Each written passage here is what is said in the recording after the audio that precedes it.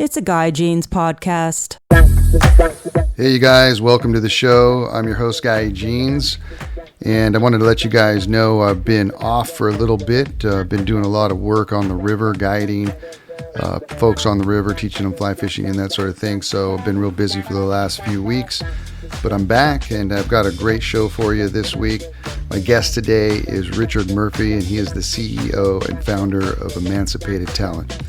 And it's an entertainment consulting company specializing in talent management and bookings that was established in 2005. One of the things that's really neat about Richard is that he started out in the mailroom and worked his way up and started his own company, and that's right up my alley, which I love to talk to people about, is entrepreneurs and how they get started and that sort of thing. During his career, he's had the privilege of working with renowned artists such as Alicia Keys, DMX, Joe, Ashanti, Usher, Faith Evans, Redman, and Method Man, among others. He's a really interesting guy. I hope you guys love this podcast. It talks about somebody who is, coming up and coming through the ranks and establishing his business and becoming something pretty impressive. So, without further ado, you guys, here's Richard Murphy.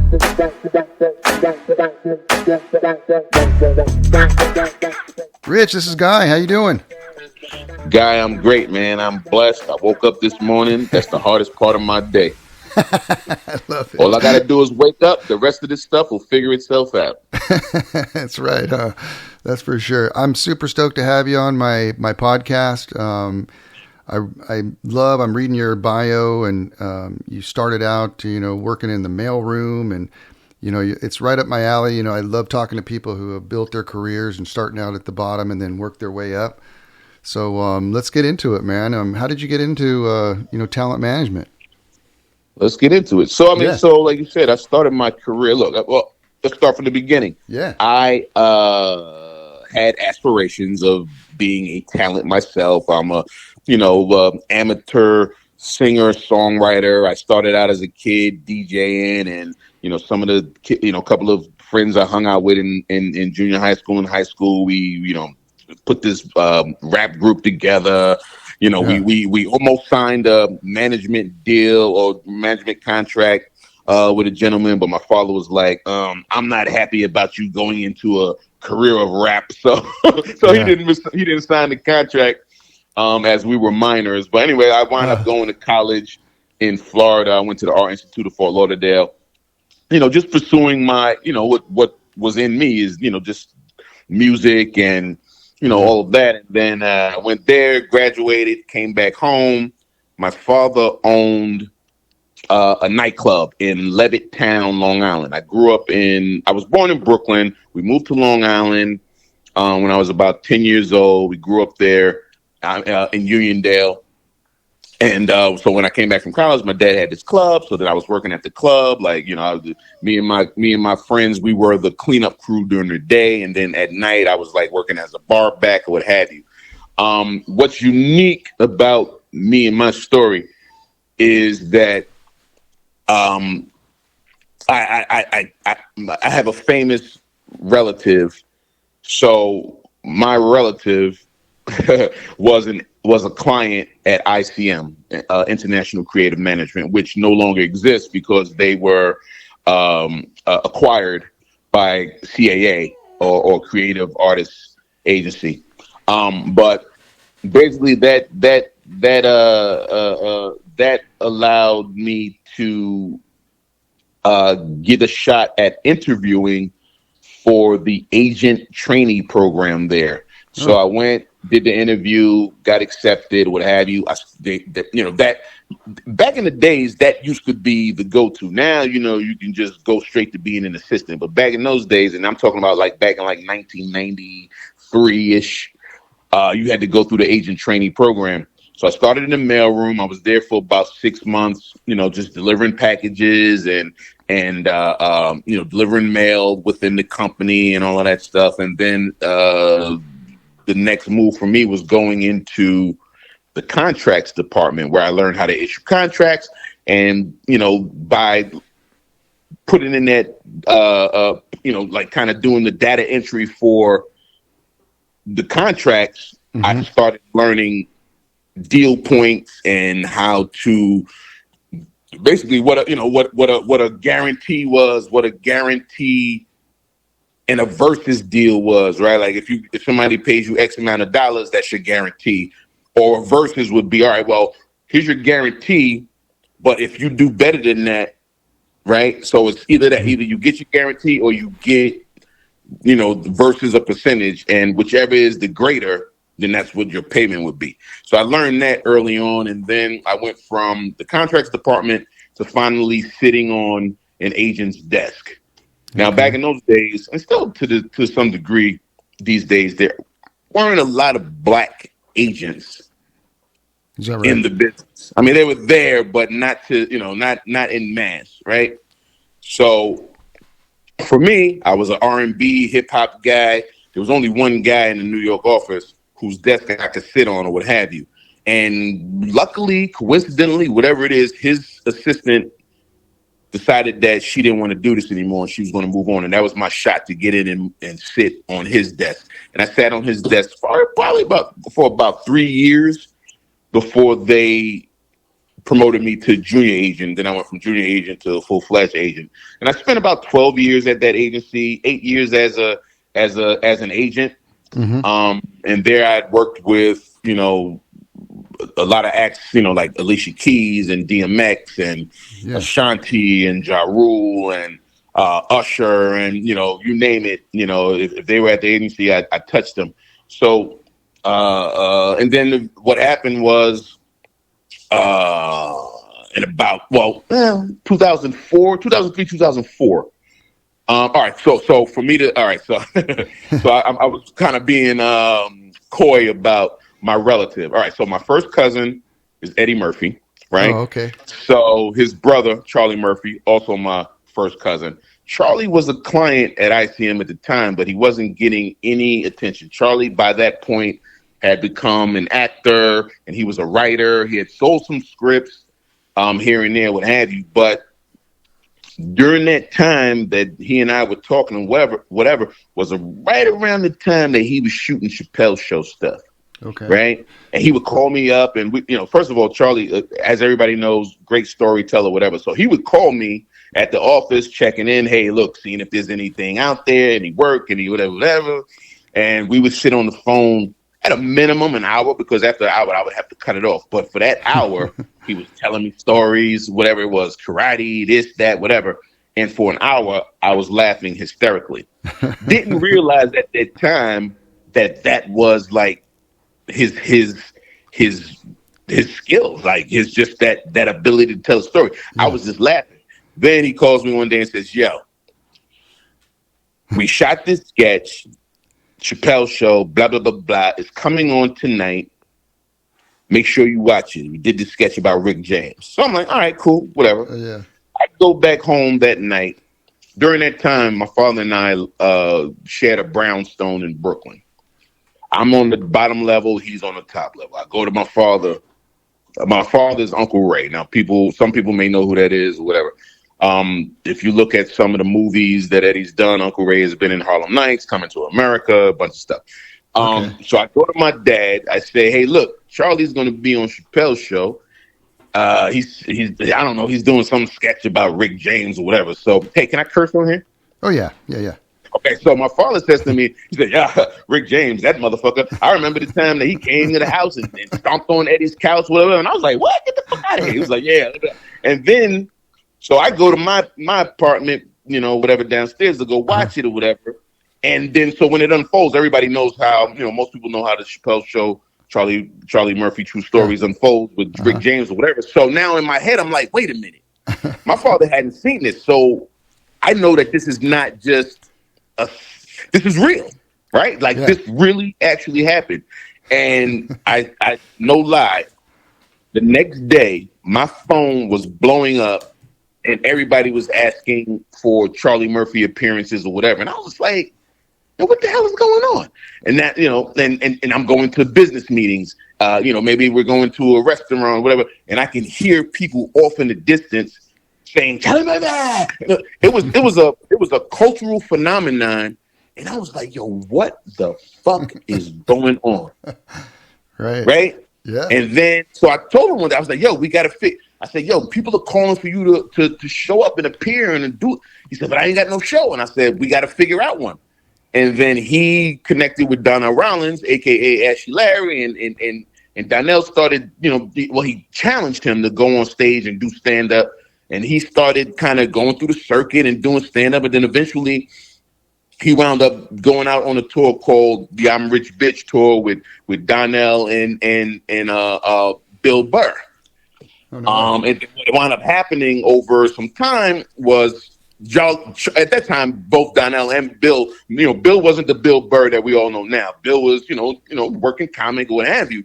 Obviously, now he's, this guy does arenas or what have you. I love Bill to death. He's directing movies. I love Bill. He's so funny. Yeah. But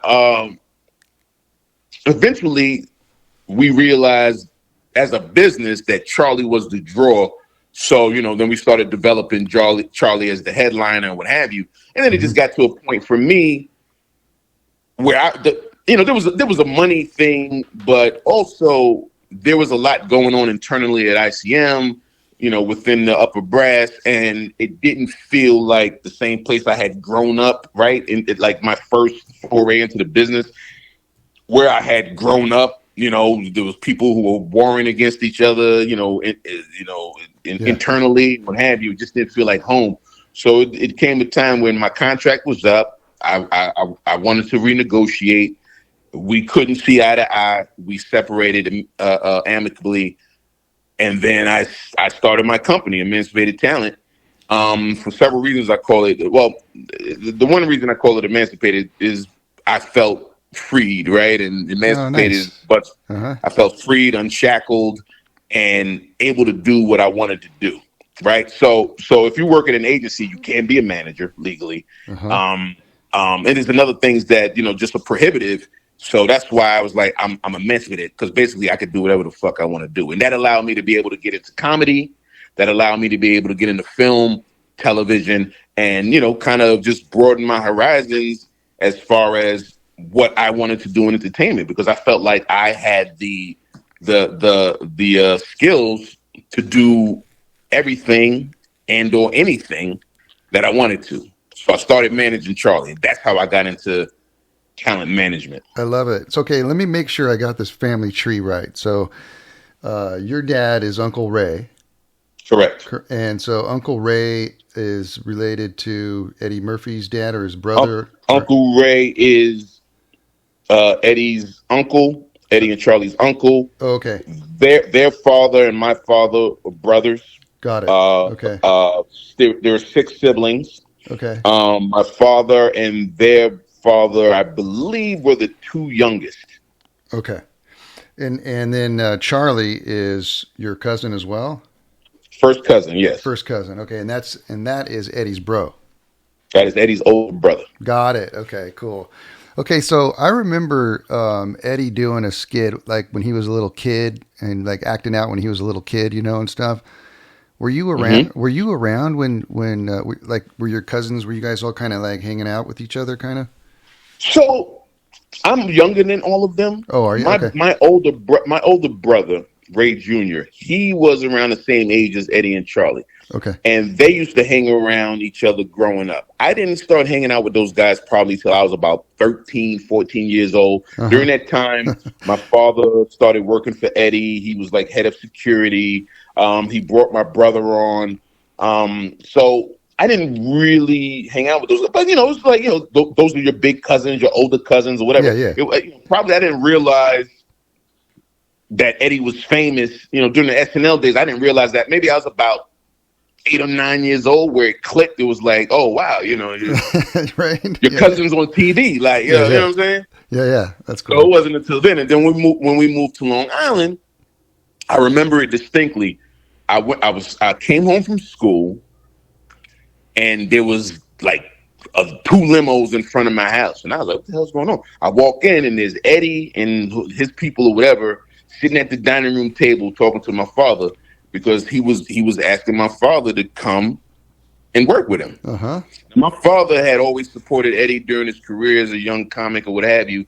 So did my aunt. My aunt, who was the only sister out of all those siblings, she was kind of like the central location. Like when all the kids, like even she was married, but they never had kids. So even to this day, she's kind of like she's the matriarch of the family now, but she's the only living sibling. But we all used to go to her house, all the barbecues. Everybody would hang at Aunt Virginia's house.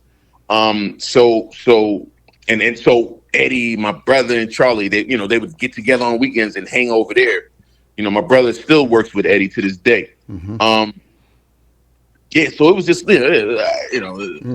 that's kind of like the family tree. And then like this whole there's a story. I know I'm running on, right? There's a story that back in the day, we're talking about the 30s, 40s, or whatever. My grandmother, right? She was stopped on the street by a woman who read hands or whatever, psychic, whatever you want to call her. And she stopped and she said, wait a minute. She said, I feel something.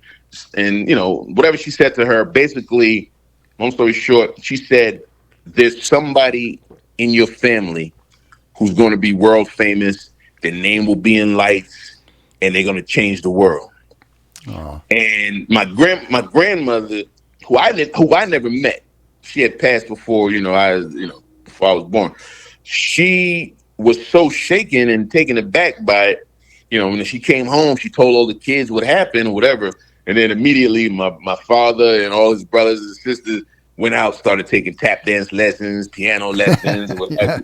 So they all had what do you call it? They all had dalliances in the entertainment world. Like my father and his brother, they had a comedy team, Ray and Roy, and my aunt she's a classically trained pianist.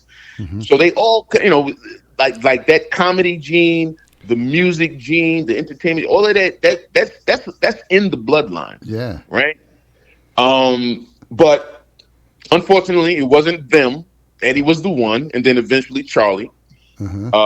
Who was the one that had their name in lights, internationally or what have you. Yeah. So cool, man. When you broke off and started your talent agency, were you nervous about doing that?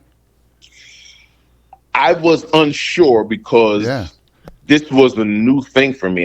For 12 years I had a job, right? And I had, and even there at that job, right? I am so the anti-agent, like my personality. I'm not. I mean, look, people will say, "What you?" I am not the outgoing person that I sound like. I'm very conservative. I'm very laid back. I'm the guy that would rather sit in a room and watch and listen to people versus being the guy talking and sucking up all the oxygen in the room. I'm not that guy. Yeah, I had to learn how to be that guy when it made sense for me to be that guy. I could turn it on and turn it off, but I had to learn how to do that.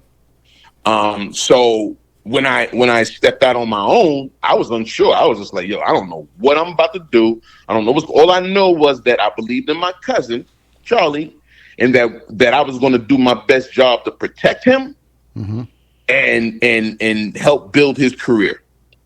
Nice. Because at one point he had done the same for me when I was still an assistant at ICM. Like I said before, I used to be a singer-songwriter. There was a time when he was writing songs and he knew I could sing, and he took some time with me and did some songs that we recorded together. He had invested in me. He's like, "Yo, my little cousin can sing. Let's go write some songs. Let's do this." That's awesome. And we spent some time, recording music at Eddie's house. So cool. Yeah. So when I had the chance to do the same, that's what I did. And up until the day he passed, we had a really good run. I believe in career trajectory. I believe in doing things that help build your career and help you sustain your career versus, flash in the pan type stuff, one hit wonder type stuff. I believe in building careers that can last a long time. I believe in big picture. I believe in doing things that maybe it's not all about the money. Maybe it's just about the look. Let's get the look. Yeah. That will, endear you to a fan base, to executives, to whatever, so that we can move on to the next level of a career. Yeah. That was kind of like what one of my next questions was, what makes a great agent? And it sounds like you build the relationship and you believe in the artist and you run off of that and you build. Belief in the artist for me is a must. It doesn't matter if you're the hot thing or whatever. If you could be the hottest thing in the world, if I can't connect with you, if I can't connect with your talent, your music, whatever, if I don't believe in it, I have no interest in representing you. I don't care if you make $1 million a show. Well, now at my age now, I probably I don't care now. But if you're making $1 million a show, let's go. You want me to rep you? Okay, I got you. Yeah. But back in those days, when I was younger and kind of just, I had to feel it. The only way I could work for you effectively is if I felt it. Mm-hmm. My passion had to be there for the artists and their talent, and for me to want to see them to grow. And then part of that is based in my own, just as a creative, as a talent myself. Look, I'm living vicariously through these guys. One day I just realized that, look, you don't necessarily want this part of it as much as some of these other guys do. And that's when I realized that maybe your best talent is being behind the scenes and helping other people, see their talents and their careers come to fruition. Maybe that's what you're here for. Mm-hmm. And you have this talent so that you can see the best and the greatness in people. Because you can assimilate. I like it. When you're working with, all these different artists, I'm looking at this roster you have, which is incredible. That all these different people you've worked with: Alicia Keys, DMX, Joe, Ashanti, Usher, all these people. What makes them them? I mean, what is it? The hard work that they put into it. I mean, you know them, so what can you say about them and their career as far as like artists, and why are they at that level? Well, what makes them them is there's something called the it factor. Yeah. And the thing with the it factor is you can't really pinpoint what that is. You just know what it is. You just know when somebody is special. And it may be their personality. It may be the way they speak. Like, I fell in love with DMX because DMX, he was like nobody I had ever seen in the rap world. Right. And then when I got to know him, like this guy who was so conflicted, he was, he had issues with drugs or whatever, but he believed in God, and he did, every night he would do a prayer on stage, and the way he spoke, his cadence, it was just stuff like that. It was like, yo, you're not like anybody I've ever seen. That's what made him special. Like, there's nobody like you. Yeah. There's nobody like Ashanti. There's nobody like Usher. Vocally, their voices are different. Like, there's a ton of R&B singers, but there's some that have this quality in their voice, and you can't really pinpoint it. I sometimes I do, like, somebody like a Jasmine Sullivan, who I worked with too, but before she blew up, I got a hold of Jasmine Sullivan when she was like 16 years old. The record label didn't know what to do with her. She was this 16-year-old girl with this mature vocal ability, and I fell in love. I'm still a fan of hers. I still listen to her music. She's brilliant. I love the texture in her voice, this raspiness, this kind of grit in her voice. Yeah. Versus somebody like maybe a Tamia, if the audience is familiar with Tamia. Tamia's got more of a softer, soprano-ish kind of voice or whatever. Nothing wrong with that. But that doesn't speak to me in my ear and my soul. Right. I like voices with grit. Anthony Hamilton, another one. He's somebody that, and again, my ability to see and hear things that other people can't. I remember Anthony Hamilton, before he blew up, the guy I was working for, he had Anthony's album on his desk. He hadn't really, and he was telling me, oh yeah, this guy, his manager keeps blowing me up, and I don't know what to do. So I went to go see the kid. Later on that week, he was performing in New York with a live band, whatever, and I saw him live, and I came back the next day and said to bro, you need to sign him. He's a star. And it was just something about Anthony. So for me, it's there's the it factor. Yeah. But this thing that look, when you're good, right? At the end of the day, when you're good. And if you're better than most of your peers, or if you just got something unique or different, it could come down to just personality, the way you work on the stage. There's some people who go on stage and they're uncomfortable and they go and they do their songs and that's it. But there's people that go on stage and they talk to the audience, they engage the audience. Their personality wins the people over. Right. They can sing, A, B, C, D, E, and the audience will love it just because they're in love with this, right. This entity. Yeah, I remember seeing a interview with Dave Chappelle, and he was talking. He said, I was in the audience one time and I heard this guy talking, and I was just listening to this guy talk, and I was all, this is going to be the next president of the United States. And he was talking about Obama, but he said he could just, he could just feel it. I saw that clip. Yeah. Oh, did you? Yeah. He's all, I could just feel it, like that's the man, that's him, and I guess that's kind of like, when you see a really talented artist or somebody who's a good speaker, they just have it, they have that it factor. Sometimes you just know when you see it. Yeah. There's no question. Like you don't even have to be sold. It was like, and I have this thing where I say, that motherfucker's a star. I did the same thing with Alicia Keys. Yeah. I did. Really? When first time I saw Alicia Keys, she was 16 years old, right? She was on BET. She was on the So Def Christmas special, right? So Def, Jermaine Dupri, Bow. He's responsible for Bow Wow, the Brat. He produced a ton of Usher records, hit records, or whatever. They had a Christmas special, So Def Christmas special. She was on the piano playing Little Drummer Boy. And when I saw that, my first question was, who the fuck is this?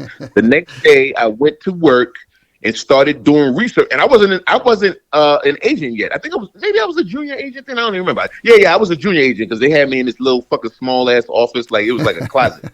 But I started doing the research. Picking up the phone, calling around, whatever. Figured out what label she was on, whatever.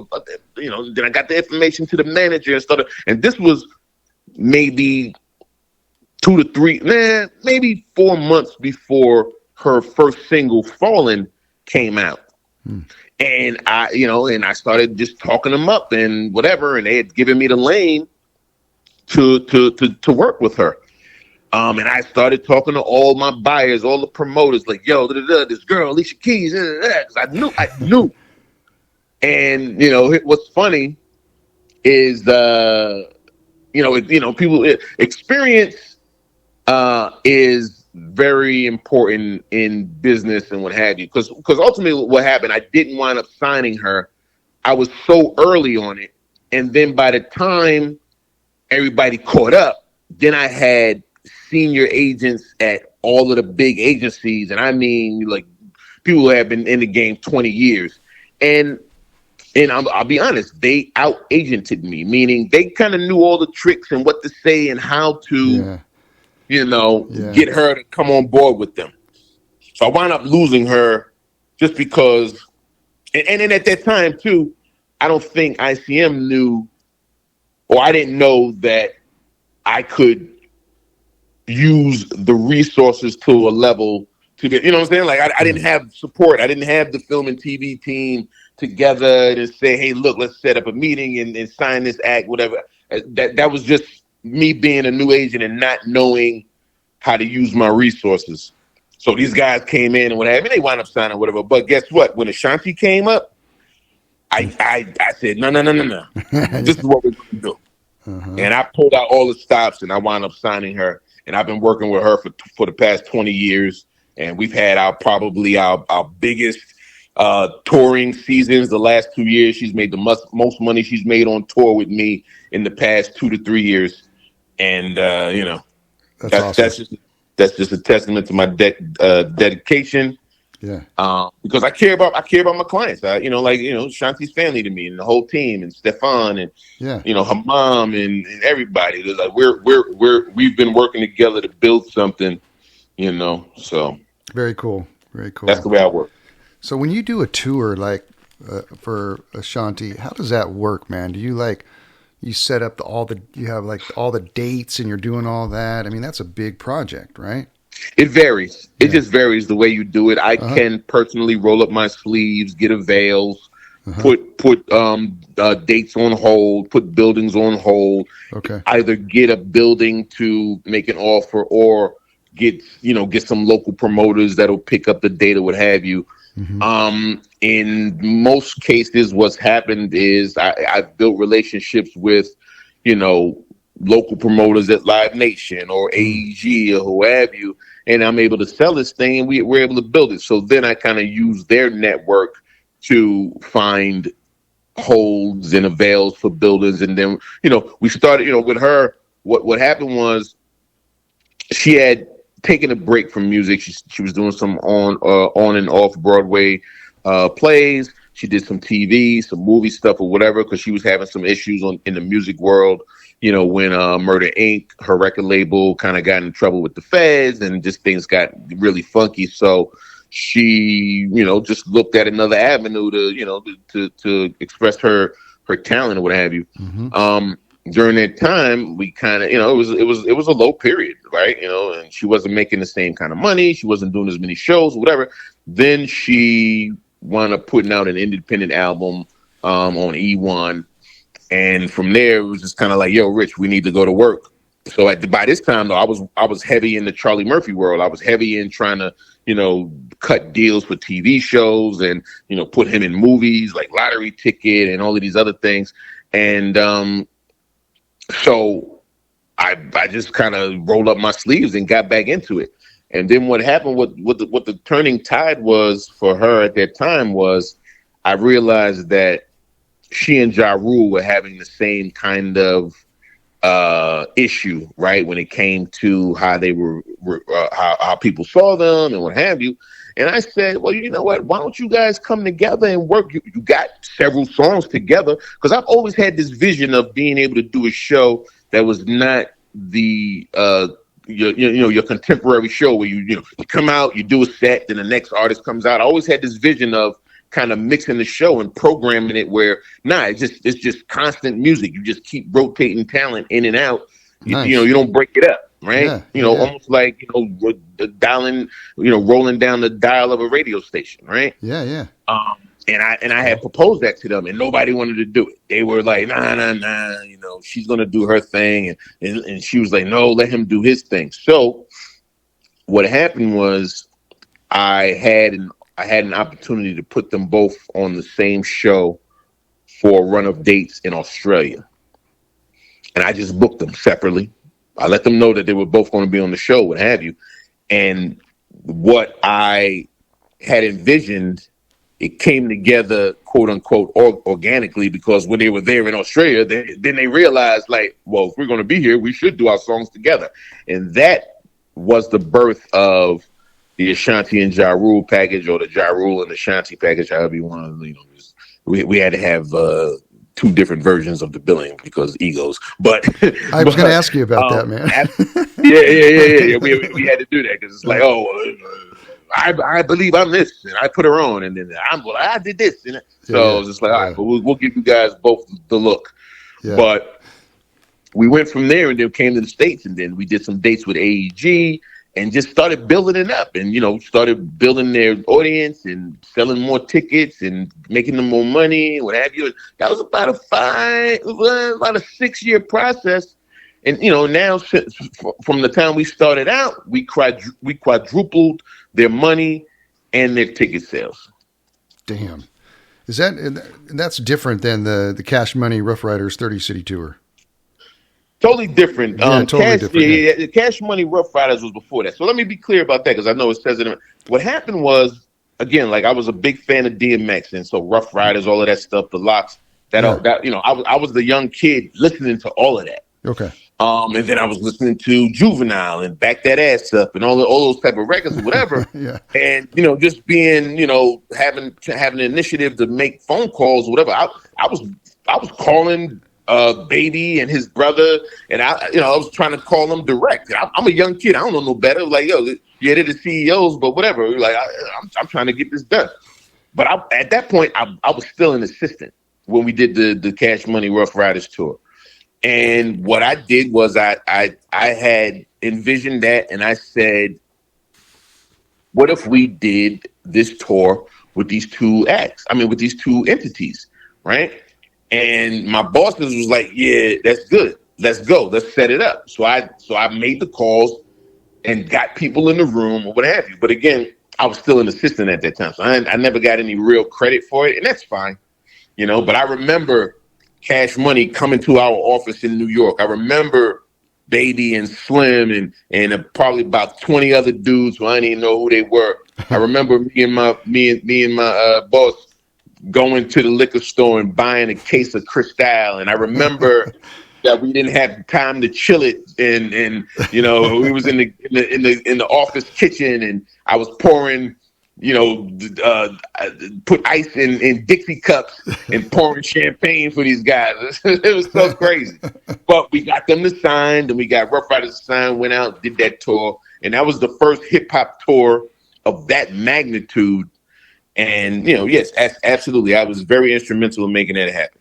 You know what I mean? Those, you know, my boss and those other guys, they did the agent thing or whatever and got it to the buyer, you know, who was Al Heyman at the time, and got them to do it. But it was my idea.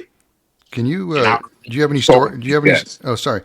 Do you have any stories from that tour? Any cool stories that you can remember? I really don't.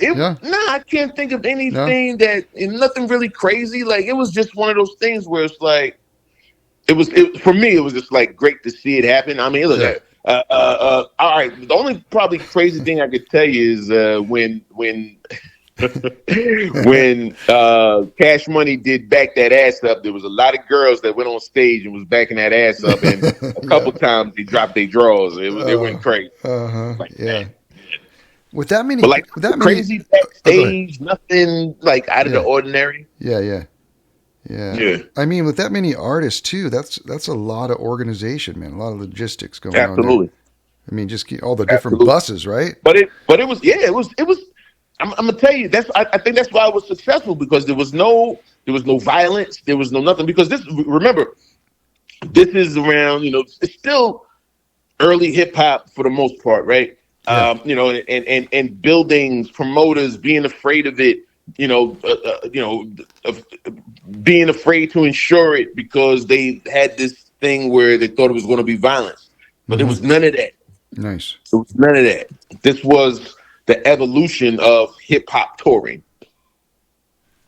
Okay, here's another question for you. So, you know, the entertainment industry, you know, 10 to 20 years ago, has it changed? Is it staying about the same?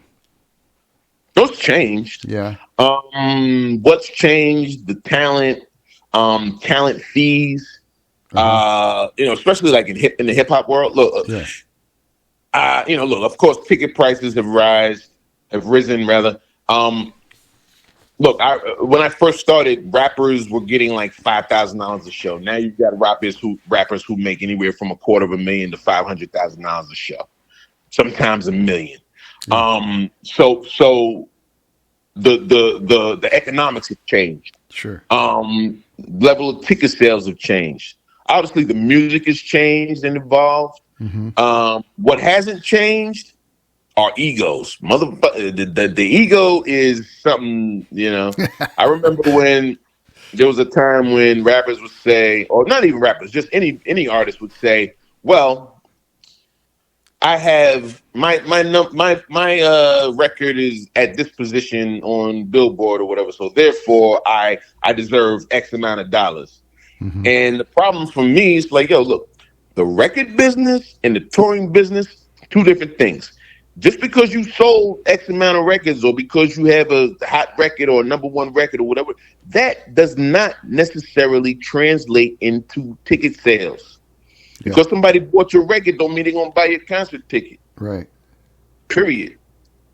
Yeah. So, but I mean, the economics have changed. I wanted to add, so like, I'm going to use Ashanti for an example. Like, you know, there's a lot of artists that are touring, and then you bring in this, you know, people are making records and singles and that sort of thing, and they're going on Spotify or whatever. Correct. You know, and then, you know, and artists aren't, from what I understand, aren't getting as much money from those kind of things, you know, like Spotify and whatnot. And so are artists making more money touring and selling merchandise rather than Correct. selling records and songs. Correct. That is the. I mean, look. So here's the reality. That much hasn't changed, because if you talk to the artists from back in the '90s or whatever, their record deal, they weren't making money off the record deals then either. Their bread and butter was touring. So it's really not that different. The medium has changed, right? Nobody's buying records, or they're downloading, or they're streaming, whatever.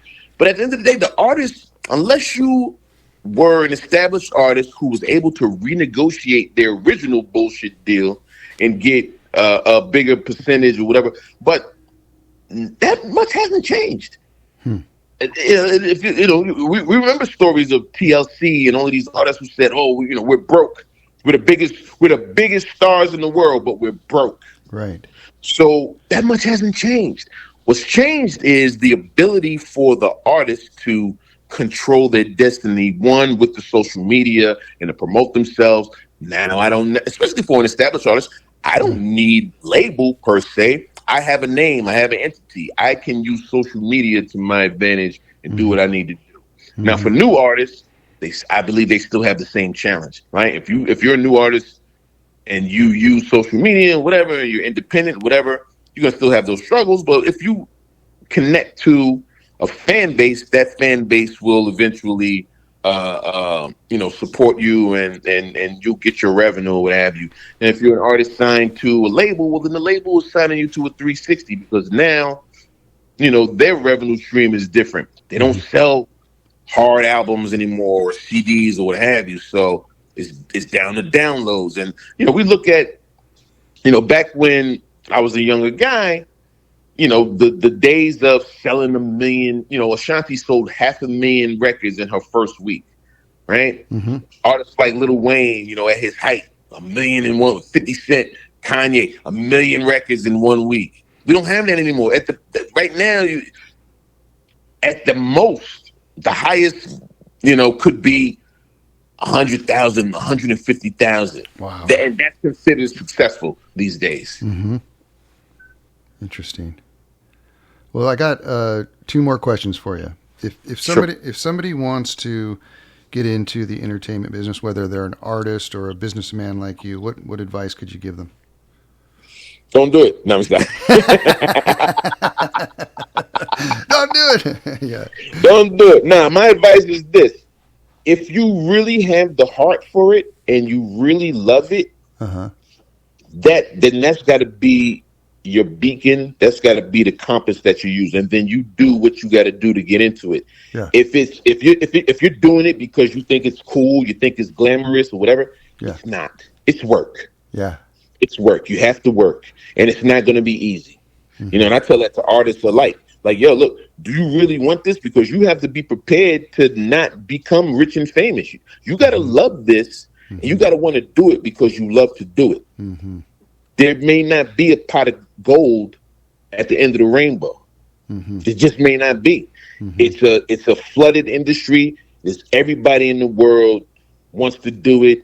There's so many talented people in this world, right? Yeah. Singers, writers, musicians, what have you. Everybody's not going to be a star. So if your goal is to be a star, then my advice is you better be the best. You better be the best of the best. You better know your craft inside and out. And if you're an artist, you should know your craft.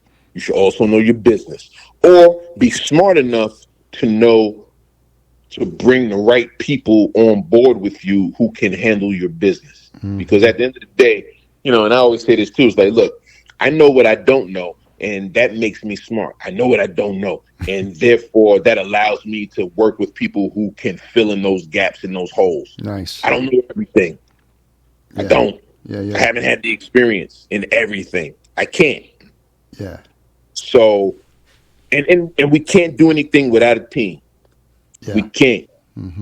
Can't do everything by yourself. You just can't. There's no way. Physically, mentally, you can't. So if you want to be in this business, then you got to kind of evaluate all of that and say, do you really want to be in it? And then question yourself why you want to be in it. And if you say, yeah, I still want to be in it, well, then the advice is do everything. immerse yourself in knowledge. Figure out everything you need to know in the business, whatever it is. Read the trades, Billboard, Variety, whatever. Whether it's music or films. Read the trades. See what's going on. Make sure you know what's going on in the world of business in this world. Hollywood Reporter, Deadline, Polestar.com. Polestar.com is a industry concert. It's the equivalent of Billboard, but for concerts, right? Okay. So it tells you what's the highest grossing concerts, who's the highest grossing touring act, who's the highest grossing promoters, whether it's Live Nation, whether it's the Black Promoters Collective, whether it's whatever. Mm-hmm. Information. Get information. When I before I got into this business, when I was at college at the Art Institute of Fort Lauderdale, I took a broadcasting class, right? First time I got introduced to Billboard, right? Got a Billboard, they gave us sample, whatever. Teacher gave us a challenge. She said, look, you guys are gonna have to take your final, right? Yada yada yada. If you can figure out who's gonna be the number one artist by the time we have to take a final, you don't have to take the final. I started reading Billboard. I started paying attention. Then I was looking at everything around. During that time, Bodyguard was one of the biggest movies. I Will Always Love You was a huge song. I watched it leap up the chart. I picked Whitney Houston. By the time it was time to take Whitney Houston was number one. I didn't have to take the final. No way. That's awesome. Correct. Yeah. Very cool. When I heard the record and I knew I put two and two together, I was like, yo, this shit is moving up the charts like crazy. I guarantee this will be number one. I felt it and I was right. That's cool. Great advice. So I usually conclude my podcast in asking my guests, what music they're currently listening to. Would you mind sharing that with us? I don't know how to answer that because as a musician, as somebody that loves music, I kind of listen to everything. Yeah. So there's nothing necessarily new. Like I'm always like listening to new talent, what have you. Mm-hmm. There's this new rapper girl named Elantra, right? Like the era of female rappers is kind of like upon us with the Lottos and the Ice Spices and the Nickies and all of them. Whatever. I represent Little Kim. She's kind of like the originator of all of that, that type of vibe of female rapper, independent, strong, reclaiming their sexuality, all of that type of thing. But this is girl Elantra that I like. But I listen. I'm listening to country. I'm listening to. I don't really know who in R&B. Like, this is a guy named Giveon that I like. There's a guy I can't think of his name. He was on the record. God did with Jay-Z and Lil Wayne and those guys. He had a very interesting voice and tone and intonation. I can't think of his name right now. But then I'm also my go-to DMX. When I'm going to the gym, DMX. Okay. When I wake up in the morning, I need to get charged. DMX. Nice. I'm gonna keep it 100. His last album to me was a masterpiece, and I'm so, I was devastated when he passed away, because I was just like, wow, we're not gonna get this, just the energy he brought and the realness. He was so genuine. I'm gonna tell you one story, and then we could dump. Yeah. But so I remember, again, young kid or whatever. There was two situations. One, I went to the UK. I booked a tour for him in the UK. One night, he didn't want to go on stage. He was just like, I don't want to go out there. And I had this young kid, I had to convince him to go on stage. But I believe the only reason why I was able to do it because I connected with him on such a level where I just could speak a truth to him. And I was, he was concerned about his lyrics and going out and talking to people. He was having like one of these conflicting moments with God and spirituality and, some of the lyrics he was talking about. And, what I told him was like, yo, look, at the end of the day, bro, you are speaking to these people. You may not be speaking on the level of, a preacher or whatever, but in their eyes, you are. They revere you, whatever. They're not looking at your lyrics as, something like nobody's going to go out and club somebody over the head because they heard DMX lyrics. Your lyrics are inspirational, they're motivating, and that's what they're here for. And I know I was kind of, I was freestyling it, but he went on stage. Look. Well, I'm gonna be honest. First, I preempted that with if you don't go on stage, we're gonna lose this money. But I went into the heart of it for him, what his concern was, and I addressed that. Then there was another time he was in Canada shooting a movie, and I had flown myself out to kind of just hang out. In this business, you got to do FaceTime with the clients, right? So I went out to get some FaceTime, whatever, and he had a party at some club, and they paid him for his appearance or whatever. We wound up back at the house, and they were in the room counting, Canadian dollars or whatever. Then they started playing CeeLo. I don't know if you're familiar with CeeLo, but CeeLo is a dice game. Yeah. So we were playing CeeLo, and I was doing pretty well playing CeeLo, and then he wound up becoming the bank. And then when he became the bank, for whatever reason, my luck ran out. And, he beat me probably for about $500, US or whatever. So, fast forward to it's like 5 o'clock in the morning. I'm like, I got to get out of here and go. I got to catch my plane, whatever. He said, he was like, you good? I said, yeah, I'm good. I said, y'all broke me. I ain't got no money, but but I'm good. He's like, yo, you want your money back? I was like, no, I don't want my money back. He was like, no, you can get your money back, bro. Nah, bro, I lost fair and square. I don't want my money back. We left it at that. But I always thought it was really cool of him to be like, nah, I'm not going. That's I'm gonna cool. Get money back, like it, because obviously he ain't need the money. Yeah. But I also was like, I'm not gonna. Hey man, I lost fair and square. I'm not gonna ask you back my money. That's a bitch move.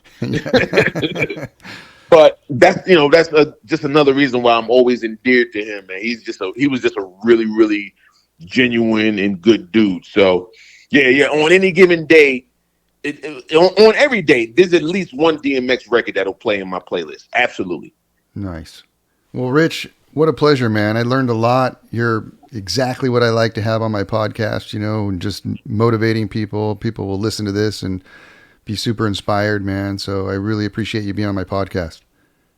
I appreciate you having me, guy. Thank you so much. This was fun. Thanks, buddy. We'll talk soon. All right, brother. Take care. Bye-bye.